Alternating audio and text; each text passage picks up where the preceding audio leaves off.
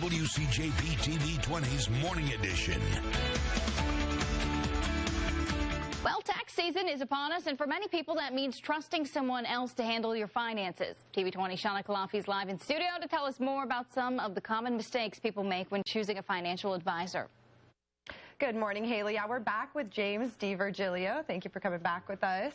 So you were telling us earlier that the main difference that you should look for when you're choosing a financial advisor is whether or not they're a fiduciary. So tell me a little bit more about that process.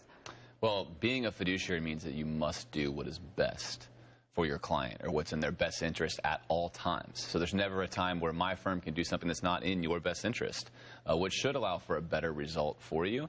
The problem, like we mentioned last segment, was that less than 15% of financial advisors and firms are fiduciaries, which leads to a lot of conflicts of interest between you and your advisor, which ultimately means you may not be getting the best result for your wealth management. So what are the consequences of choosing the wrong financial advisor? Well, typically it results in a lack of trust. And in relationships, it's very important to have full transparency and full trust. If you think that your advisor is possibly doing something in their own interest and not yours, it's very difficult to believe that the advice they're giving you is going to result in what's best for you. And that just creates a sort of a lifetime of thinking my financial advisor may not be doing what's best for me. So what are some other questions that you should ask when you're vetting somebody to see if you should choose to go with them? It's really important to ask the advisor if they're a fiduciary all the time.